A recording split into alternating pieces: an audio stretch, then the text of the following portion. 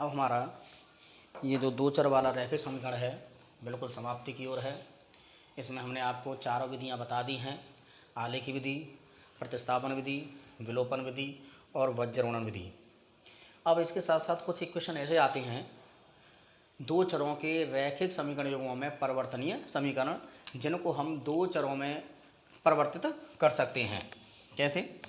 जैसे कभी कभी क्या है कि समीकरण ऐसा होता है कि वो हमें रैखिक समीकरण नहीं लगता है, लेकिन उसको हमें रैखिक समीकरण में चेंज करना पड़ता है। रैखिक समीकरण चेंज करने के बाद जब हम उसको हल करते हैं, फॉर एग्जांपल हम ये देख रहे हैं कि 1/2x + 1/3y = 2, तो ये क्योंकि बटे में आ रहा है, भिन्न में आ रहा है, तो ये हमें रैखिक समीकरण जैसा दिखाई नहीं दे रहा है। ऐसे यहाँ 1/√x 1/√y, तो ये भी रैखिक समीकरण जैसा दिखाई हमें नहीं दे रहा है। तो सबसे पहला काम क्या है कि हमें इनको रैखिक समीकरण में चेंज करना है, उसके बाद इसको सॉल्व करना है। तो देखिए किस तरीके से करेंगे सॉल्व। आप इसको किसी भी मेथड से हल कर सकते हैं चारों में से। तो यहाँ प्रश्नावली 3.6 का पहला सवाल है, निम्न समीकरणों के युग्मों को रैखिक समीकरणों के युग्म में परिवर्तित कीजिए और फिर उसको हल कीजिए। तो हम यहाँ लिखेंगे, पहला इक्वेशन है माना 1/x = p और 1/y = q, ये मान लीजिए। तो ये 1/x का p लिखा है, तो ये हो जाएगा 1/2p 1/3q = 2, और यहाँ हो जाएगा 1/3p 1/2q = 13/6। पहले बता चुके हैं कि अगर इस तरीके की भिन्न वाली कोई संख्या होती हैं तो हर का हम एलसीएम लेकर के उस हर का पूरे में गुणा करा देते हैं। तो 3 और 2 का एलसीएम 6 है, 6 का गुणा यहाँ कराएंगे, 6 का गुणा यहाँ कराएंगे और 6 का गुणा यहाँ कराएंगे। तो ये हो जाएगा 3p 2q और 6 दूनी 12। ऐसे यहाँ 6 का गुणा करा देंगे तो ये 2p 3q और खाली 13 रह जाएगा, क्योंकि 6 का गुणा कराएंगे तो 6 से 6 कट जाएगा। ये पहला इक्वेशन है और ये दूसरा इक्वेशन है। अब आप बिल्कुल स्वच्छंद हो, किसी मेथड से आप इसको हल करेंगे। तो मैं पहले बता चुका था कि विलोपन विधि थोड़ी आसान पड़ती है, तो हम इसको विलोपन विधि से हल करने का प्रयास करेंगे। यहाँ पर 2 है और यहाँ पर 3 है, तो दोनों को बराबर करने के लिए 3 और 2 का एलसीएम 6 होता है, तो इसको 6 करने के लिए 3 का गुणा कराना पड़ेगा और इसको 6 करने के लिए 2 का गुणा कराना पड़ेगा। तो समीकरण 1 में 3 से व समीकरण 2 में 2 से गुणा कराने पर, तो ये हो जाएगा 9p 6q 12 या 36। यहाँ 2 दूनी 4p 6q और 13 दूनी 26।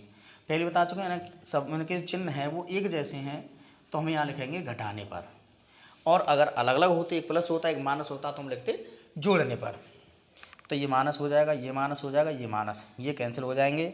9 में से 4 तो 5p बचा, 36 में 26 10 बचा, तो p का मान आ गया 2। अब p का मान 2 चाहे इसमें लगाइए चाहे इसमें लगाइए या इसमें किसी में लगा दीजिए, आंसर सबसे आएगा। तो p = 2 समीकरण 1 में रखने पर, तो ये हो जाएगा 3 × 2 + 2q = 12, 2q = 6, तो q का मान आ गया 3 और p का मान आ गया 2। लेकिन अभी हमारा ये सवाल पूरी तरह से हल नहीं हुआ है। पूरी तरह से हल क्योंकि जब होगा, क्योंकि ये हमने माना ही तो है, 1/x और 1/y माने हैं हमारे सवाल में। तो x और y या p और q तो कहीं है नहीं, यानी हमने अपनी सुविधा के लिए इनको ले लिया है। जब किसी का लिया है तो देना पड़ेगा, तो इनको वापस करना पड़ेगा हमें। किस तरीके से देखेंगे, तो यहाँ पर हमने माना था 1/x = p = 2, तो x = 1/2 आ जाएगा। 1/y = q बराबर ये था 3, तो y = 1/3 आ जाएगा। तो अब आपके जो एक्चुअल आंसर हैं वो x = 1/2 और y = 1/3 है। अब हम दूसरा सवाल हल करेंगे। दूसरा सवाल बिल्कुल लिखा हुआ है।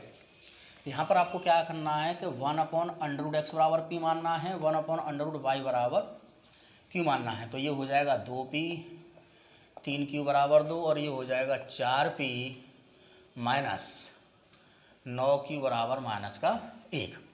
अब ये समीकरण 1 है और ये समीकरण 2 है। तो यहाँ 9 है और यहाँ 3 है, तो केवल 3 का गुणा कराने से काम यहाँ चल जाएगा, क्योंकि यहाँ भी 9 हो जाएगा और यहाँ 9 है ही है, तो दूसरे में हमें गुणा कराने की ज़रूरत नहीं है। समीकरण 1 में 3 से गुणा कराने पर, तो 3 दूनी 6p, 3 तिया 9 की और 3 दूनी 6, 4p माइनस 9 की इज इक्वल टू माइनस का 1। क्योंकि चिन्ह अलग अलग है तो इसलिए यहाँ लिखेंगे जोड़ने पर। कैंसिल हो गए, 10p बराबर 5 और p का मान 5/10 यानी 1/2, और p हमने माना था 1/√x बराबर 1/2, √x बराबर 2, तो x का मान आ जाएगा 4। अब हम यहाँ पर p का मान समीकरण 1 में रखने पर, तो 2 इंटू पी की जगह पे 1/2 प्लस 3q बराबर 2, 3q बराबर 2 माइनस 1 और q का मान हो गया 1/3 और q का मान था 1/√y, तो √y बराबर हो गया 3 और y का मान हो गया 9, क्यों दोनों तरफ वर्ग करने पर। अब यहाँ दोनों ओर वर्ग करने पर, इस तरीके से हमने इसको सॉल्व कर लिया है। अगला सवाल देखेंगे। देखिए इसमें अगला सवाल हमारा लिखा हुआ है यहाँ पे 1/3x plus Y plus 1/3x minus Y equal to 3/4, 1/2 3x plus Y minus 1/2 3x minus Y equal to minus 1/8। तो यहाँ पर हमें मानना पड़ेगा, माना 1/3x plus Y equal to p और 1/3x minus Y equal to q, तो ये हो जाएगा p plus q equal to 3/4। ऐसे यहाँ करेंगे 1/2p 1/2q माइनस 1/8, और पहले बता चुका हूँ जो भिन्न की संख्या है उसका पूरे में गुणा करा देते हैं, तो ये p माइनस q माइनस 1/4, इसको यहाँ लिख लीजिए। अब यहाँ देख रहे हैं कि किसी को ना गुणा कराना ना हमें किसी का भाग कराना है, बराबर हैं, तो सीधे जोड़ने पर ये कैंसिल हो जाएंगे। 2p बराबर 3/4 माइनस 1/4, 2p बराबर 1/2 और p का मान हो गया 1/4। अब p का मान यहाँ पर 1/4 लगाते हैं, तो q का मान होगा 1/4 प्लस 1/4 यानी 1/2। अब यहाँ पर जो p का मान हमने माना था 1/3x plus Y equal to 1/4, q का मान जो माना था 3x माइनस वाई बराबर 1/2, तो यहाँ से 3x प्लस वाई बराबर हो गया 4 क्रॉस मल्टीप्लिकेशन कराने पर, और ऐसे यहाँ से जो हो जाएगा 3x माइनस वाई बराबर हो गया 2। इसको समीकरण आप 3 मान लीजिए, 4 मान लीजिए। अब न किसी को गुणा कराने की जरूरत है न किसी का भाग कराने की जरूरत है, हमें दोनों ही बराबर हैं, वाई वाई, इसका गुणांक भी 1 है इसका गुणांक भी 1 है, चिन्ह दोनों के अलग अलग हैं, तो सीधी सी बात है जोड़ने पर, तो ये तो कैंसिल हो जाएंगे, 3 और 3 6x, 4 और 2 6, तो x का मान यहाँ से आ जाएगा 1। अब x का मान 1, 3x प्लस वाई बराबर 4 में लगा दीजिए, तो 3 गुणा 1 प्लस वाई बराबर 4, वाई बराबर 4 माइनस 3 बराबर 1, अतः x बराबर 1 आ गया और y बराबर भी 1 आ गया। आप इस तरीके से हल कर सकते हैं। इसी तरीके से एक और हमारे पास सवाल है। देखिए यहाँ पर ये सवाल आपको दिखाई दे रहा है, तो ये सवाल वैसे तो हमें दिखाई दे रहा है कि ये कोई रैखिक समीकरण है, लेकिन नहीं क्योंकि रैखिक समीकरण में एक पद अचर होना आवश्यक है। यहाँ पर देख रहे ये एक चर पद है क्योंकि x आ रहा है, ये चर पद है क्योंकि y आ रहा है, और ये भी चर पद है क्योंकि x y आ रहा है। यहाँ पर अचर पद कोई सा भी नहीं है, और जब तक अचर पद नहीं होगा तो हम इसको सॉल्व नहीं कर सकते हैं। तो हमें यहाँ पर कोई एक अचर पद बनाना पड़ेगा, क्योंकि अचर पद बहुत ज़रूरी है किसी भी रैखिक समीकरण युग्म को हल करने के लिए। तो यहाँ क्या करेंगे, एक्स वाई से पूरे समीकरण में